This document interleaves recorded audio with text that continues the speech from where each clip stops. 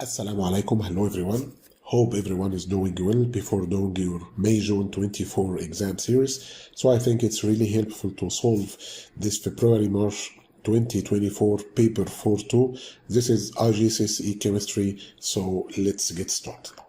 So here question 1 is iron ore contains iron 3 oxides Fe2O3. Blast furnace is used to extract iron from Fe2O3. Equations for some of the reactions in the blast furnace are shown. So here are the equations. So question A, equation 1 showed the combustion of carbon in the blast furnace. Name the substance which provides the carbon for this reaction. So actually the substance here that provides the carbon is called, this is called coke. Coal. So actually it's called coke. So you have to remember this form of carbon. Double I state the purpose of the combustion of carbon in the blast furnace. So actually carbon here is a source of energy. So it produces, we could say it produces heat energy. Okay, so this is produces heat energy. Okay, letter B, iron 3 oxide Fe2O3, and iron ore is converted to iron when it reacted with carbon monoxide CO in the blast furnace. Letter I, calculate the percentage by mass of iron in iron 3 oxide Fe2O3. So to calculate the percentage by mass, actually guys, we need to state the formula first. So by saying, so mass of Fe alone divided, this is mass of Fe2O3, and then everything times 100 to get the percentage. So equals the mass of Fe alone here, Fe actually guys 2, so it means Fe times 2, the mass of Fe from the periodic table. So here you see Fe in the transition metals, so you get this is 56 the mass, so 56 times 2, and then down Fe2, so again 56 times 2 plus oxygen O3, so from the periodic table oxygen is 16 here, so we could say 16 times 3, 16 times 3, and everything times 100 again. So the first one up equals, here you have, if you do it, the first one is going to be actually 112 divided, the one down is 160 times 100, so the final answer is 70%. So the percentage by mass for iron here is 70%. Double I state the name of the iron ore, which consists mainly of iron 3 oxide. So iron 3 oxide, actually here he says state the name. So the name for this oxide is called hematite. The name for the iron ore is called hematite when it's iron 3 oxide. Okay, triple I, describe how carbon monoxide is formed in the blast furnace. So carbon monoxide is produced by the reduction of carbon dioxide. You see guys, here we have this equation, if you remember. So we can use carbon, once again, which is coke, plus CO2 to produce 2CO. Remember, this is gas, this is also gas, and coke is solid. So actually this process here to get carbon monoxide, so we need to get it from carbon dioxide, and because this is O2 and here is only one O, so decrease in oxygen content, so the whole process is called reduction. So actually this process is called reduction, and the answer for this question is to say by reducing carbon dioxide.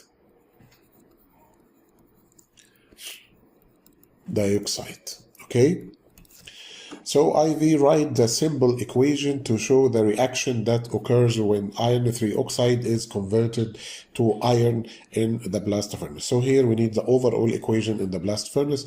So actually we start the reaction by hematite Fe2O3 okay, plus, and then we use the reducing agent, which is carbon monoxide, and then to get iron, Fe, plus carbon dioxide.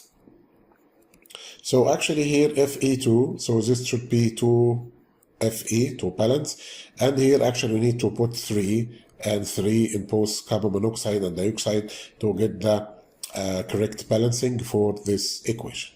Okay guys? Letter V, name the chemical process which happens to iron when iron 3 oxide is converted to iron in the blast furnace.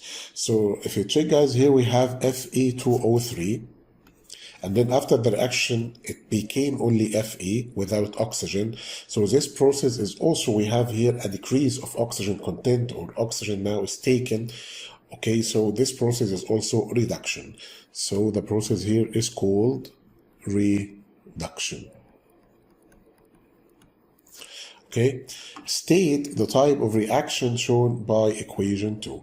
So in equation 2 up, this one, here we have one compound, and in the products we have 2. It means one compound is decomposed into 2 other compounds in the products, and actually calcium carbonate within the blast furnace needs too much heat to do this. So actually this process is called thermal decomposition.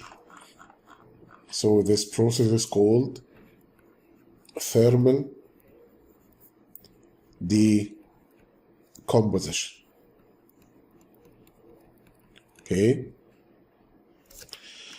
DI, explain why the reaction in equation 3 can be described as an acid-base reaction. Let's go up to equation 3. Why it's called acid-base reaction. Okay, so here we have calcium oxide. You know guys, calcium is a metal and it's located in group 2 in the periodic table. So this is metal oxide, which is basic. And here silicon dioxide acts as an acidic oxide. So here we have a basic oxide reacts with an acidic oxide. So the reaction should be acid-base reaction. Okay, so here we could say because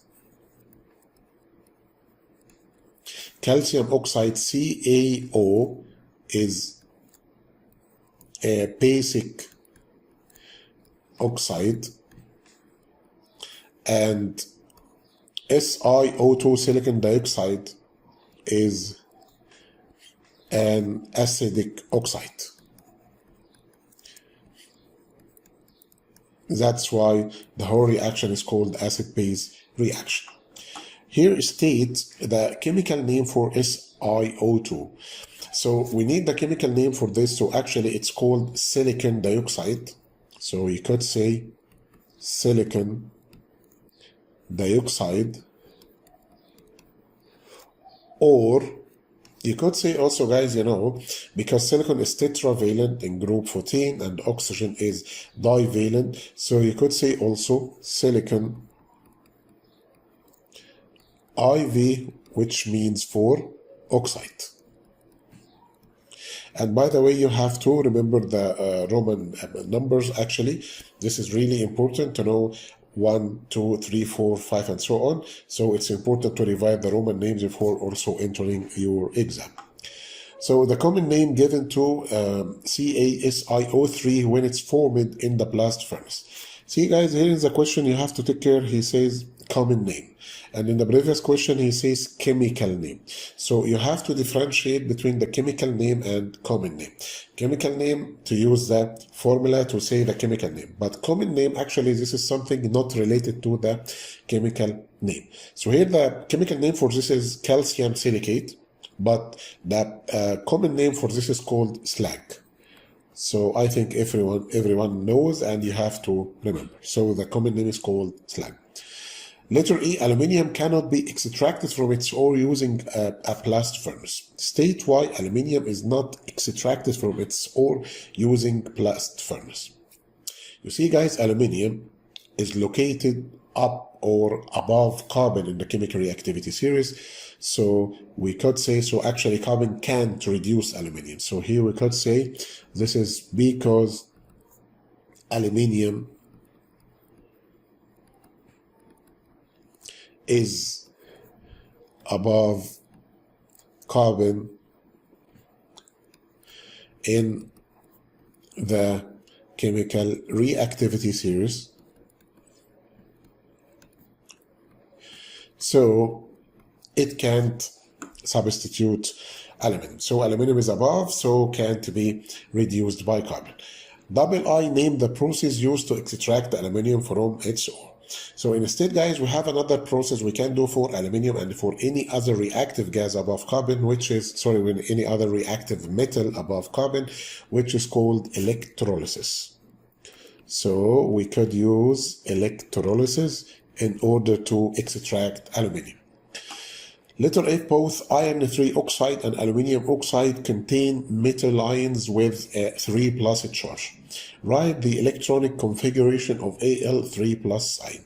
So we need to remember that configuration for the atom itself. From the periodic table, aluminum its mass is 27, and its atomic number here, aluminum, is 13. So we need to take this number 13, as you see, because it equals the number of electrons. So for the normal atom of aluminum, actually, guys, Al, normal atom, so 283. But here this is aluminum ion 3+, so we need to say this atom minus 3. So we need to cancel the 3, so Al 3+ means 8 only. Okay, double I deduce the number of protons and electrons in an Fe3+ ion. So from the periodic table, iron here again this is 56 and here 26. So number of protons in iron is 26, and because this is 3+, so it means we need to do subtract or minus 3 electrons. So 26 minus 3, so it's going to be 23 electrons. Okay. Question number 2. The elements in group Vi, so again Roman number, so this means 7 again, of periodic table are known as the halogens. Halogens can form halide ions. A, identify the halogen with the lowest density at RTP, which is room temperature and pressure.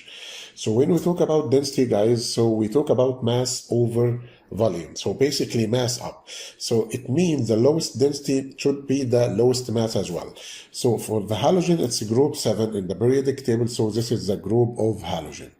So if you check the masses, so you're gonna find fluorine is 19, and then if you go down, so 35, 25, 80, and so on.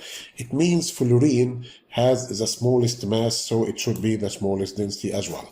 So your answer here should be fluorine. Okay. Letter B, state the appearance of bromine at RTP. So, guys, appearance here means we need to mention the physical state, solid, liquid, or gas, and also we need to mention if there is a specific color. So for bromine, I think everyone remembers its color is red-brown. And the physical state for bromine, actually, this is the only liquid non-metal. So it's red-brown liquid. So if you check, guys, the answer all the time, check everything you need to write down. So here is red-brown and it's actually liquid. Letter C, use the periodic table to give the symbol of the halogen with the highest atomic number. So again, the periodic table, halogens group 7 over here. So the one with the highest mass, so we should go down, down, down, down until we reach to the last one. So this is called TS. So here you find 117. So this is TS, and here the mass is not written right now because I think it's like a new element, newly discovered. So it's called TS. And also you could write the name itself. Deduce the number of occupied electron shells in an atom of this element. So guys, there is a relation between number of electron shells and the number of the period. So here, guys, if you check, this is period number 1, this is period 2, period 3, period 4, period 5, and then here we have period 6, and this is period 7. So actually this is period 7. So here again, deduce the number of occupied electron shells, so it should be 7. Okay, 7 shells. Okay, letter D, bromine molecules have covalent bonding. State what is meant by the term covalent bond. So actually, guys, covalent bond is a pair of negative electrons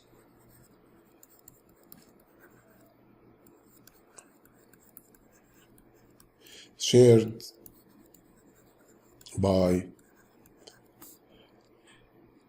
the positive nuclei of two atoms. So this pair of electrons, actually, when they are shared by the two positive nuclei of two atoms, that's why it's called the covalent bond.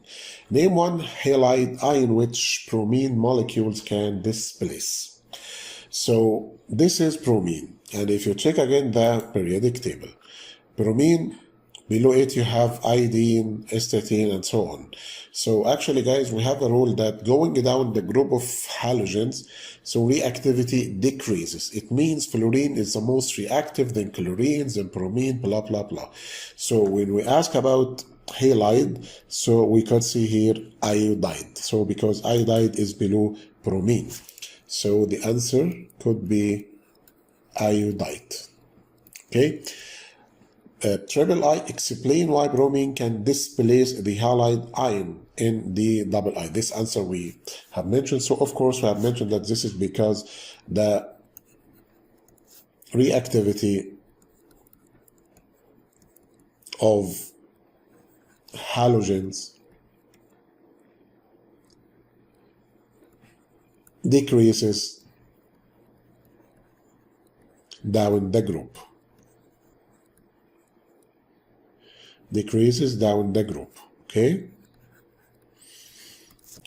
And then letter E, name a halide compound which can be used to detect the presence of water. So this is a famous test actually, guys, for water. So we could use for this task something called cobalt chloride.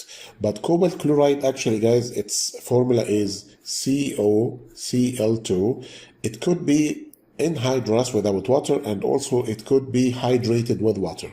So the one we should use is anhydrous, which is below actually. So your answer should be anhydrous cobalt chloride. So actually, guys, the test, when we use anhydrous cobalt chloride, it changes to the hydrated one. So the color changes from blue to pink, but you don't need to mention all of this. Here you need only the name of the substance. So actually it's anhydrous cobalt chloride, and here chloride, so that's why it's halide. Okay. Letter F, calcium chloride is an ionic compound. Complete the dot and cross diagram in figure 2.1 for the ions calcium chloride. So here give the charges on each of the ions. Remember, guys, we need for everyone to know that proton number before starting. So calcium from the periodic table is 20. I think everyone knows. So here is calcium 20. And for chlorine, this is, here you see this is 17. So for chlorine, 17 Cl. So basically 17 287. And for calcium Ca20, so the normal proton number is 2882 for the configuration. So you see, guys, here we have 2 electrons and we have 2 Cl. So these 2 electrons, everyone will be taken by an atom of chlorine. So we need to continue firstly what happens for calcium. So calcium actually loses 2 electrons from the outermost shell. So it has 3 shells, 2, 8, 8. So here we have 2 shells. We need to draw the third shell and then fill it with 8 electrons. 1, 2, 3, 4, 5, 6, 7, 8. And actually for chlorine, here we have 2, 8, and here we have 3 shells, 2, 8, 7. So we need to draw the third shell. And then remember to use the dot here. Remember we drawn the X, but here you need to, or cross, here you need to draw dots. So 1, 2, 3, 4, 5, 6, and then here is only 7 because the last one is 7, and here is the same. So you need to draw third shell, and then you put 1, 2, take care, they should be dots as mentioned, and then 3, 4, 5, 6, and this is 7. And then the electron lost by calcium for everyone, so it should be here in a form of cross here and cross over here. Okay guys, so this is the electron gained by every chlorine from the calcium. So calcium, the overall charge by losing or after losing, so 2 electrons, it should be 2 plus, and each chlorine atom after gaining 1 electron, so it's going to be negative ion or negative anion. So here you put only 1 negative charge because gaining only 1 electron. Okay guys, clear? So here letter G, aqueous lead 2 ions are added to aqueous chloride ions. A white precipitate of insoluble lead 2 chloride PbCl2 is formed. Letter I, name a lead 2 compound which can be used in this reaction. So here we have lead chloride, which is soluble substance, and this is insoluble substance. This is actually PPT, precipitate. So actually we need to use another soluble compound containing lead in order to react with chloride ions. So this one, to be in safe area, use nitrate ions all the time. So this one should be, this is lead nitrate,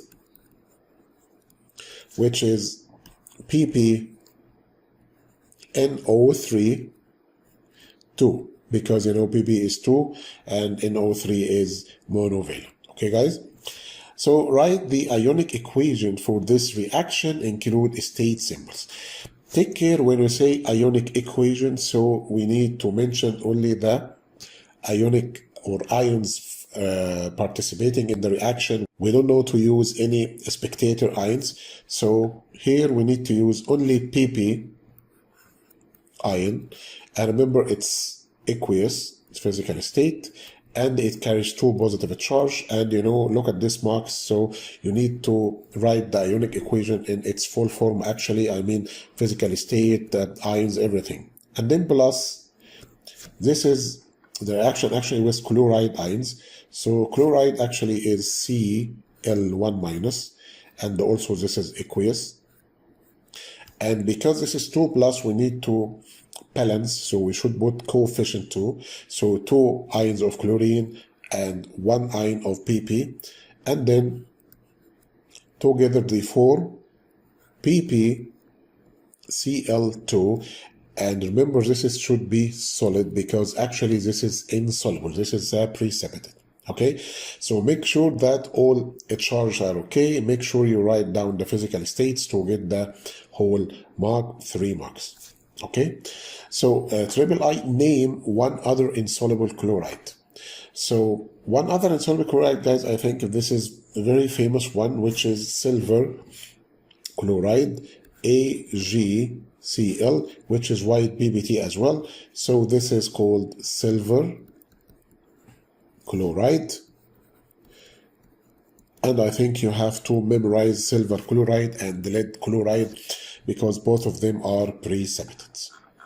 Now let's go to question 3. This question is about acids, bases, and alkalis. Table 3.1 shows the pH values of some substances.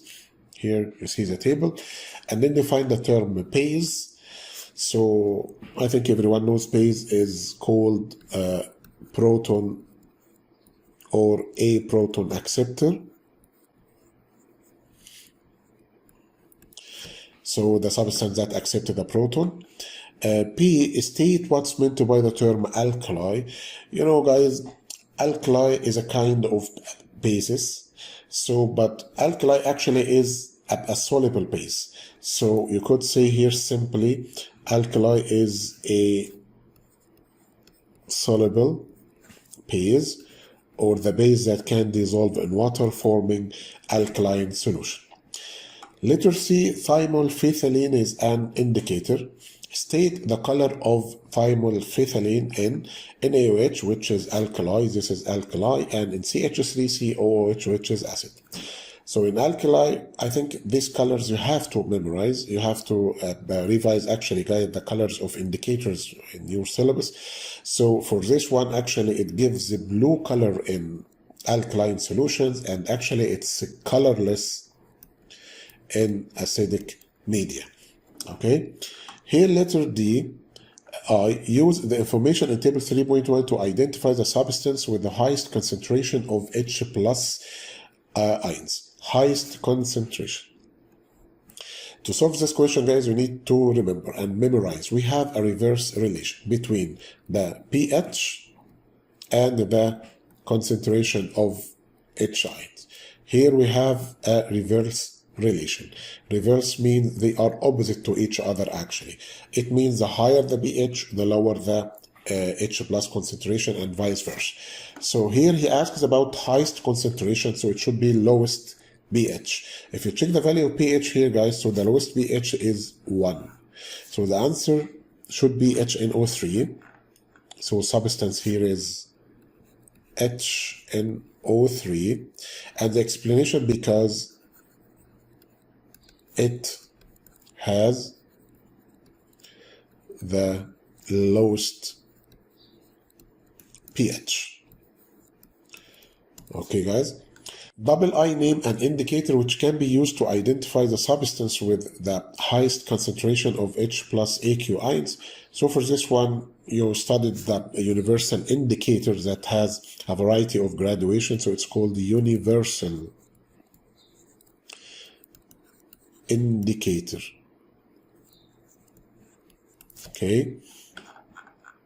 Okay, letter E, complete the equation to show the dissociation of ethanoic acid CH3COOH in aqueous solution. You have to remember, guys, ethanoic acid is a weak acid.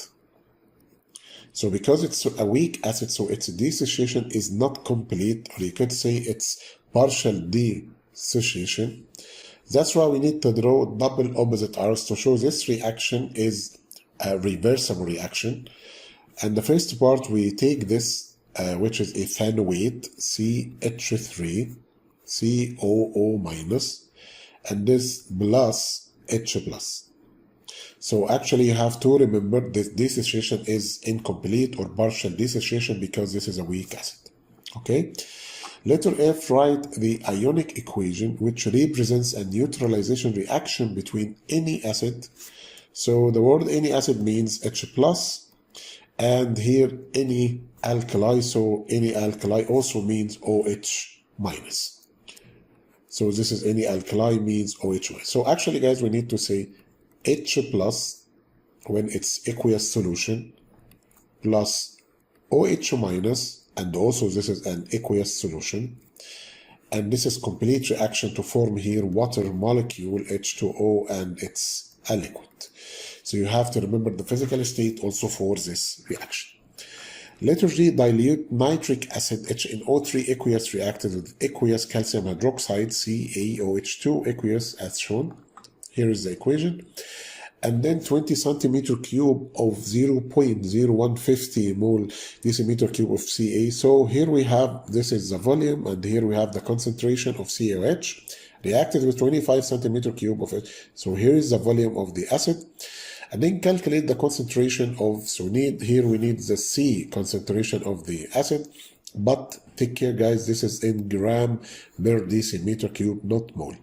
So the first step we have to follow actually this, the following steps. So the first one is calculate the number of moles of CaOH2AQ used. So we need to calculate number of moles, which is N.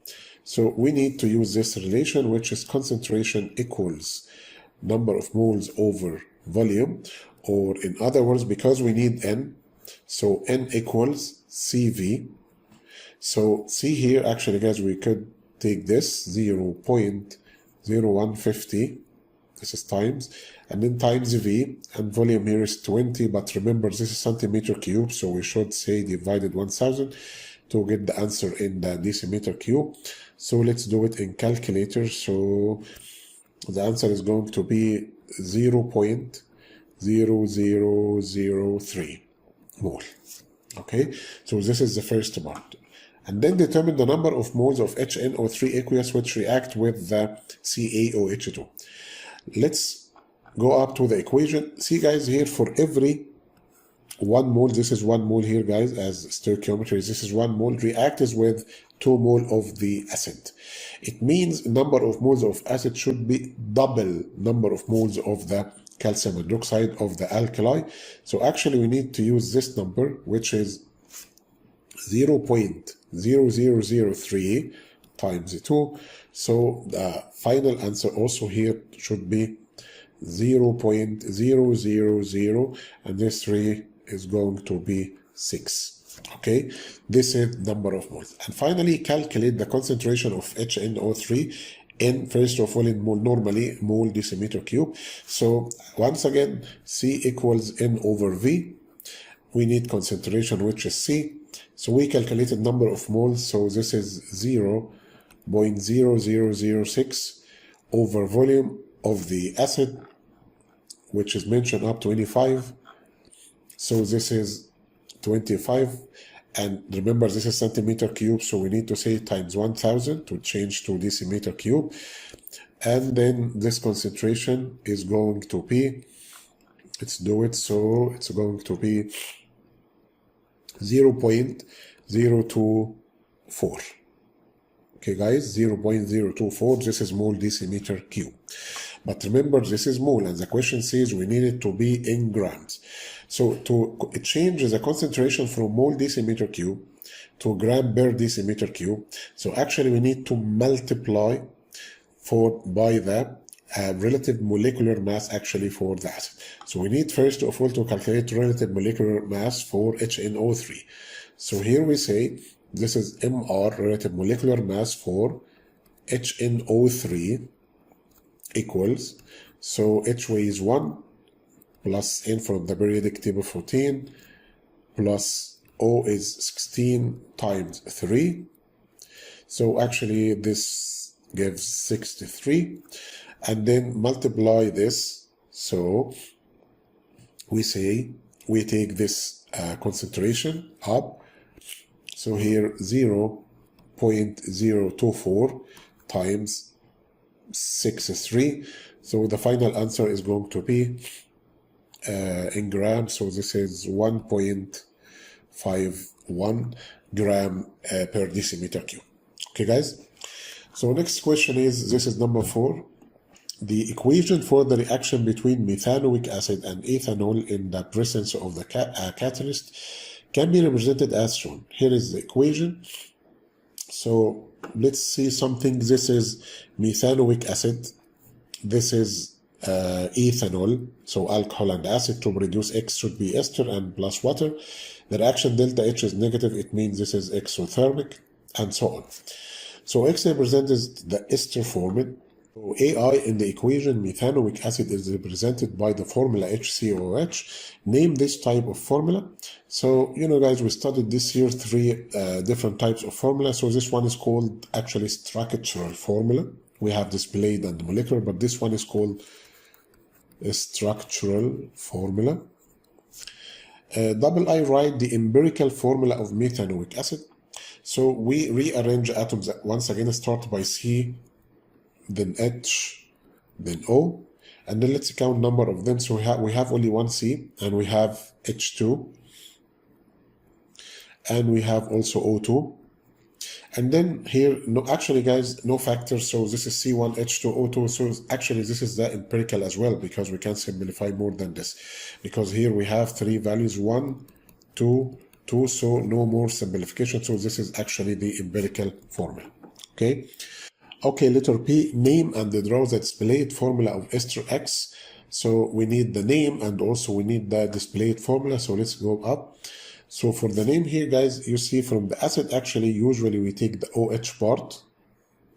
And then from the alcohol, we take H to form water, H and OH to form this water here. And then actually this part is going to be ethyl. And this part is going to be methanoate, because here we have only one carbon atom, so it's called the meth. So the name for this ester actually is going to be ethyl methanoate. It's called ethyl methanoate. And for the displayed formula, actually, guys, we need to draw for ethyl methanoate. So we start by the acid firstly here. So we cut the row. This is carbon atom of methanoate, only one carbon. And we have double with oxygen. And we have another oxygen because this is ester link. And then we have here H. Then continue with the ethyl. So CH2 and then CH3.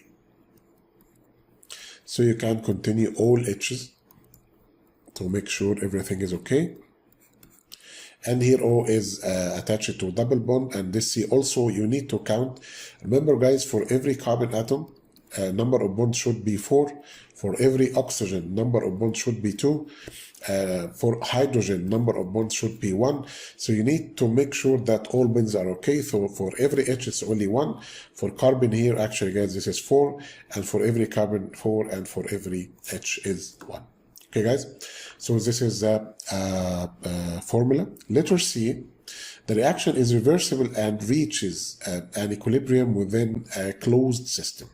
State what is meant by the term closed system. Closed system, actually guys, does not allow any exchange of any form of matter. So it doesn't allow, it does not allow any exchange of matter between system and surroundings. In other words, you could say no matter enter or leave. So you could say here also guys, no matter can enter or leave the system. Okay, so this is simple also answer. Double I state two characteristics of an equilibrium. So once we have an equilibrium, so it means the first thing should come to your mind is that the rate of forward reaction equals the rate of the back one, or the back reaction, or you could say the reverse reaction. That's why it's called equilibrium. And second important thing, that this is very important, that the concentration of both reactants and products should be or are constant. Okay, so these two characteristics you have to memorize actually guys about the equilibrium. Triple I, complete table 4.1 to show the effect, if any, on the concentration of X at equilibrium for each change of conditions. So here let's check the change of condition, and let's check the effect on the concentration of X. Remember guys, this X is the ester. So first of all, this is temperature is decreased. Let's come back to the reaction itself. And I think we mentioned that this reaction, because delta H is negative, so this reaction is exothermic. So if we decrease the temperature, actually it's going to be in favor of increasing X, because actually guys, the reaction is basically exothermic. So the better for this reaction to get more yield to reduce the temperature. So by reducing the temperature, so it's going to be in favor of the yield, which is X now, so X is going to increase. Okay, so if we reduce temperature for exothermic reaction, so X increases, and of course vice versa. So concentration of HCOH is decreased, If we decrease the concentration of the acid, let's erase this. If we decrease the concentration of HCOH, so the equilibrium is going to be shifted to the left-hand side to actually oppose this change. So of course, X will decrease because the equilibrium is shifted to the left side. Okay, so here this is the second one, decreases. So the concentration of both HCOH and CH3CH2 are decreased. So I think this is the first reactant and this is second reactant. So here up again, they are the two reactants. So because in case of one reactant decreases, so the equilibrium shifted, and in case of the two reactants decrease, so the equilibrium will be shifted more and more to the left-hand side, so X also decreases. So here this is decreases as well. Finally, the catalyst is removed. Actually, guys, if the catalyst is removed, no effect on the concentration. The effect, because here the question is the effect on the concentration of X. The effect will be on the rate of the reaction. We talk about the speed and the rate, but actually no effect on the concentration. So here we write no effect. Okay. Finally, question 5. Butane and butanene are colorless gases at room temperature and pressure. Suggest why butanene diffuses quicker than butane. So butane, you know, this is alkane, and but means 4 carbon atoms. So this is C4H10. And actually, guys, for butanene, this is alkene, so it means its formula is CnH2n only, so C4H8. So if you compare between them, you're gonna find that the first one is bigger in mass because here we have H10 and here is H8. So we could say because the butane has more relative molecular mass.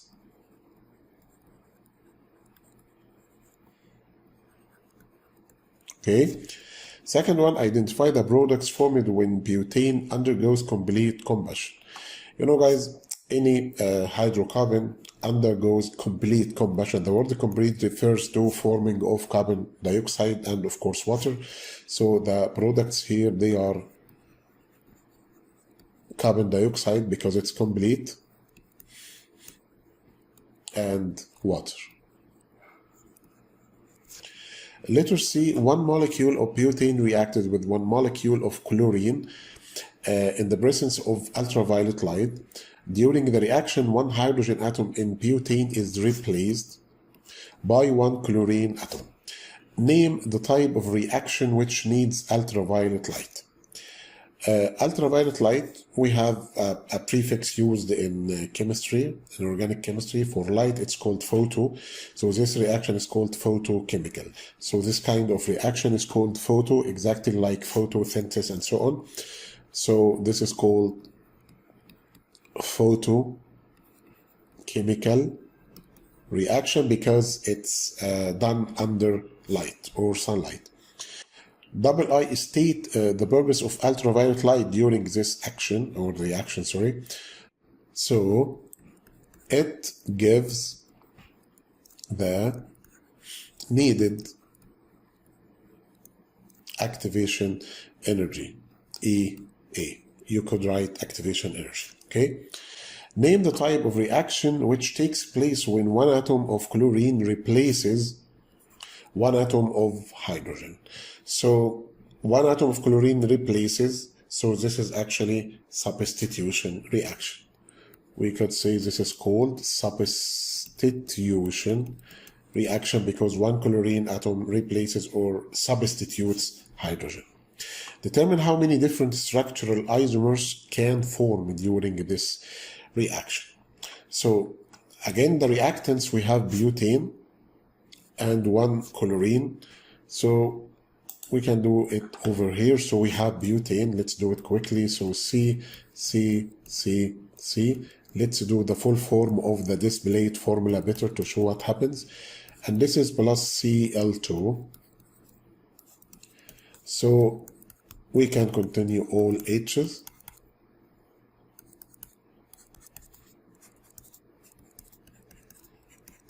So actually one Cl, because this is Cl also. So actually one Cl is going to replace one H. Okay, so the first possible isomer produced is, we continue the whole series, is C, and then instead of this H we put Cl, so it's going to be 1 chlorobutane. So this is the first possible one, which is 1 chlorobutane. But if this substitution happens, this is the other possible also, in the carbon atom number 2 here, in this H, this one, let's do that here. So if the combination is, if the substitution is done over here or either here, so this is carbon atom number 2, this is number 1, so it forms here, the answer is going to be C, and then Cl is going to be here or up, the same. So in this case, this isomer is going to be 2 chlorobutane. And also if the substitution is done over here in this carbon atom, here, this one, it's not called 3, because in this case we start counting from the left side, so it's going to be 2 as well. So I mean, whatever it's here in this carbon atom or this one, both of them are 2. If we start counting from the right side, this is 2. If we start counting from left side, this one is going to be 2. So the only possible isomer for this is 1 chlorobutane and 2 chlorobutane. Okay, so for this one we have actually, guys, 2 possible isomers. When butadiene reacts with steam, 2 possible products form. Identify the type of catalyst which is used in this reaction. Usually the catalyst used in case of alkenes plus steam, it should be acid. So for this one we use, for example, concentrated phosphoric acid,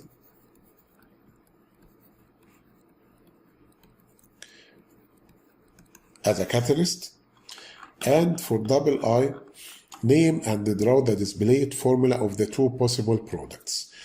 So this is butadiene and this is steam, so this is water. So here we have water, H2O, and butadiene. So butadiene, this is alkene. Let's draw it down. So for butene itself, before starting butene, you know, guys, we have, let's say C, double C because it's 1, single C, and then C, continue H's, 1, 2, and here is 1. So the first, everything plus water. So plus water, H2O, or in other words, HOH. So let's say that here we have H and OH. Once the double bond is broken, so one bond is broken from here, the weak bond is broken, and then this C is, or this C has 4 bonds once again, but single, without double. So let's draw the first possible one over here. Look at what happens. So C, single C. What happens for this double? One is broken, and release 2 join here. So once again, this is 1, 2, 3. Okay, guys, 1, 2, 3. So the double bond here. So we increase another bond over it. All of them are 4 single bonds once again. So after breaking this, we have H and we have OH. So we have 2 cases. So in the first one, if H is added to the first carbon like this, H, H, H, and for second one we add OH. So we'll have the first isomer, which is, you can continue, all H's. So this one is called, as you see here, guys, this is called 2, this is butan 2-ol, because OH attached to carbon atom number 2. This is one possible. So the name for this one is called butan 2-ol. But we have another also possible isomer. In case of H attaches to this carbon atom, let's draw it once again here. So this is C, single C, and then this double again broken to release 4 single for this carbon and here. But in this case, OH can attach carbon atom number 1 over here, and H for water attaches carbon atom number 2. So it produces the second possible isomer like this. H's, and in this case this one is called butane-1-ol, okay, or butane-1-ol. So this is butane-1-ol. Okay guys, so they are the two possible products. But1ene undergoes polymerization. State one type of polymerization but1ene undergoes. So because it's, you know guys, here we have ene double bond, so it's supposed to be addition polymerization by breaking the double bond and then attach all of them together and then draw part of the polymer molecule to show 3 repeat units. So let's state the basic unit actually for but1ene. We have C, double bond C, and then H,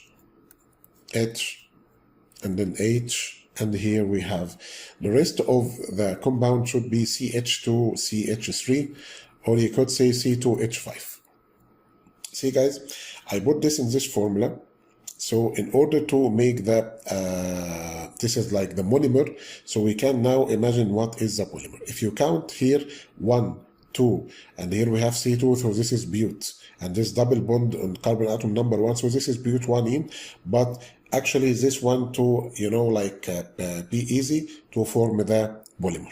So if we have 3 units of this, so first of all the double bond is going to be broken, so I can do it as C, single C, and then make 1, 2, 3, 4, this is for carbon, and here you could write C2H5, here is H, here is H, here is H, and then we need to repeat this again, once again, so C, single C, and then HH, there C2H5, H, and the last one, because he says 3 units, so again C, single C, after breaking, and then here we have H, and here is C2H5, and here is H, okay, and you can close the brackets or leave it as it is, no problem, because you need only 3 units, so as you want. So this is for the 3 repeating units. Hopefully it was helpful guys, and best of luck in your upcoming exam inshallah. Thank you so much. See you.